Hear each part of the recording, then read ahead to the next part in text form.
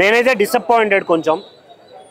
దేనికంటే చాలామంది డైరెక్టర్లు ఈ మధ్య అందరూ పెద్ద డైరెక్టర్లు అని పేరు తెచ్చుకున్న వాళ్ళంతా పార్ట్ 1 పార్ట్ 2 చేస్తున్నారు కదా, మనం చేద్దామని సినిమాలు చేస్తున్నారు. ఈ మధ్య పార్ట్ 2 కోసం పార్ట్ 1ని చెడగొడుతున్నారు అనే ఫీలింగ్ అయితే నాకు అనిపించింది. స్టోరీ వాళ్ళు తీసుకునే కాన్సెప్ట్ ఏదైతే ఉందో ఒకే పార్ట్లో చూపిస్తే ఆడియన్స్కి బాగా కనెక్ట్ అవుతుంది, అర్థం అవుతుంది అనే ఫీలింగ్ ఉండేది. బట్ ఇప్పుడు ఏంటి, డబ్బుల కోసం చేస్తున్నారో లేకుంటే కలెక్షన్లు చూపించడానికి చేస్తున్నారో తెలియట్లేదు. అందరూ పార్ట్ 1 పార్ట్ 2 చిన్న సినిమా కావచ్చు, పెద్ద సినిమా కావచ్చు, ప్రతిదీ పార్ట్ 1 పార్ట్ 2. దానివల్లే ఫస్ట్ పార్ట్ పోతుంది అనే ఫీలింగ్ అయితే వచ్చింది. ఈ మధ్య చాలా ఫస్ట్ పార్ట్లు పోయాయి. అలాగే ఇది కూడా సేమ్ అంతే అనిపించింది. సినిమా మొత్తంలో ఓన్లీ వన్ మ్యాన్ షో.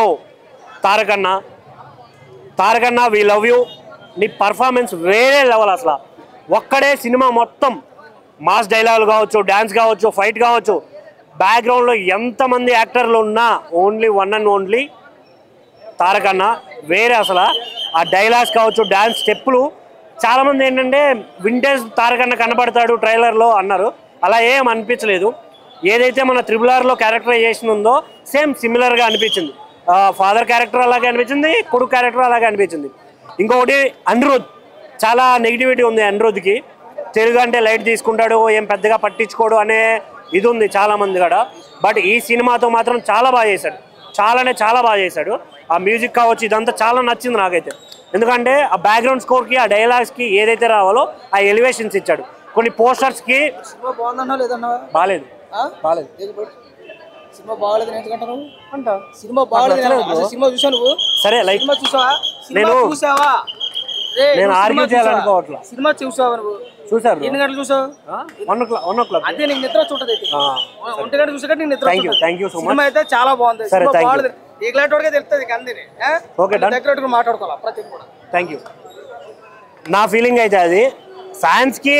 కానీ నేను చెప్పేది ఏంటంటే ఫ్యాన్స్ ఎవడైతే థియేటర్కి వస్తాడో తారకన్న కోసం మాత్రమే వస్తాడు. కాబట్టి వాళ్ళు హ్యాపీ.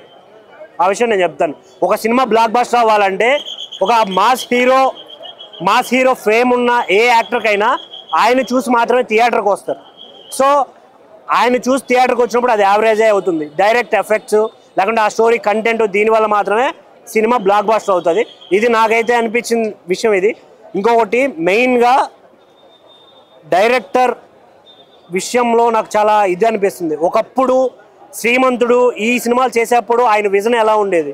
ఎప్పుడైతే అందరూ పాన్ ఇండియా సినిమాలని పార్ట్ 1 పార్ట్ 2 అని తీసే టైంకి సినిమాల్లో స్టోరీ తగ్గిపోయి ల్యాగ్ ఎక్కువైపోతుంది సినిమాల్లో. జాన్వీ కపూర్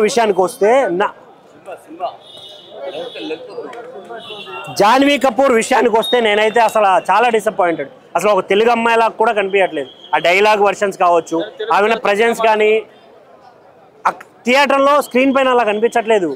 డైలాగ్ మొత్తం తిప్పి కొట్టిన 5 నిమిషాలు కూడా సినిమాలో లేదు. అనసూయ వాయిస్ ఓవర్ అని కూడా అనిపించలేదు. అసలు ఆ డైలాగ్సే 2-3 ఉంటాయి అక్క. అవి వినడానికి కూడా పెద్దగా ఏం అనిపించలేదు నాకైతే. ఓవరాల్గా రాజమౌళి గారి శాపం మళ్ళీ ఎన్టీఆర్ గారికి తగిలింది అనే ఒక సాడ్ ఫీలింగ్ అయితే నాకు అనిపించింది. ఎందుకంటే రాజమౌళి గారితో తీసిన ప్రతి హీరో నెక్స్ట్ సినిమా ఫ్లాప్. వరుసగా ఎన్ని హిట్లు అయితే కొట్టారో తర్వాత వచ్చిన అన్ని సినిమాలు ఫ్లాపే. మీరు కావాలంటే హిస్టరీ చెక్ చేసుకోండి. నాకు అది ఒక్కటి బాధేస్తుంది. ఎందుకంటే రాజమౌళి గారి విజన్, ఆయన చూపించే విధానం వేరే లెవెల్ ఉంటుంది. బట్ వీళ్ళు దాన్ని తగ్గియడం వల్ల వీళ్ళకున్న ఫేమ్ తగ్గిపోతుందేమనే ఫీల్ వచ్చింది. Thank you. సీక్వెన్సెస్ చాలా బాగున్నాయి.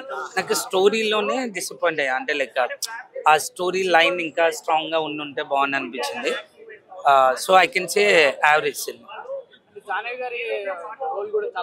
చాలా తక్కువ అండి. ఇట్స్ లైక్ 2-3 సీన్స్కి అండ్ ఒక సాంగ్ కోసం ఉన్నారు.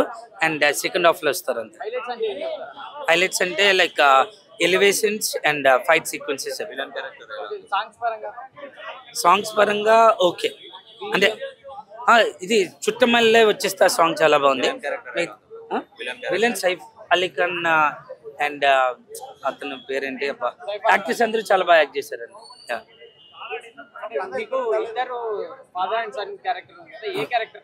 ఫాదర్ క్యారెక్టర్, దేవరా క్యారెక్టర్ నచ్చింది. మైనస్ అంటే నాకు స్టోరీ పాయింట్ ఇంకా స్ట్రాంగ్గా ఉంటే అనిపించింది. ప్లస్ అంటే ఎన్టీఆర్ యాక్టింగ్, యాక్టర్స్ అందరూ యాక్టింగ్ బాగుంది. అండ్ మన ఎలివేషన్ ఫైట్ సీక్వెన్సెస్ బాగుంది. ఇది ఫ్లాప్ కాదండి, యావరేజ్ అండి. I can give 3 out of 5. Movie చాలా బాగుందండి, సాంగ్స్ బాగున్నాయి, అనిరుద్ మ్యూజిక్ బాగుంది. సినిమాలో హైలైట్ ఏది వచ్చింది? Fight sequences, under water fight sequences. అంటే ఇందులో రెండు క్యారెక్టర్లు చేశారు. ఎన్టీఆర్ మీకు ఏ క్యారెక్టర్ బాగుంది? రెండు బాగున్నాయి, ఒకటి ఐ కాంట్ చూస్, మొత్తం చాలా గా ఉంటది. ఎన్టీఆర్ స్లో స్టెప్స్ తప్ప ఆయుధ పూజ ఇస్ లైక్ పెద్ద తరహాలో ఉంటది.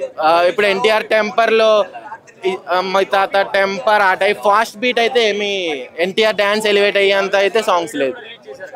ఆ దావుది సాంగ్ లేదు ఇందులో. అదే లైక్ అట్లీస్ట్ ఈ మధ్యన Bollywood trend title end card దగ్గర వేస్తారు కదా, అలా అన్న వేస్తారేమో అనుకున్నాను, వేయలేదు. అందరూ ముందు అదే అనుకున్నారు, మరో ఆచార్య పాదఘట్టం సముద్ర ఘట్టం ఉద్యమం ఇది అందరూ చాలా నెగిటివ్. లైక్ కొంచెం సోను సూద్ గారి ఫేస్ కట్ సైఫ్ అలీ ఖాన్కి రావడం, సేమ్ డ్రెస్సింగ్ సెన్స్ అవన్నీ ఉండటం కొంచెం అనుమానపడ్డారు.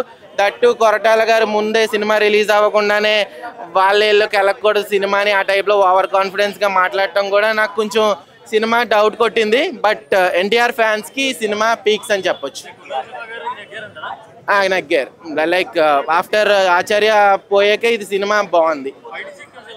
ఫైట్ సీక్వెన్స్ చాలా బాగున్నాయి. ఇద్దరు డ్యూయల్ ఎన్టీఆర్ ఫైట్స్ కూడా చాలా బాగుంటాయి.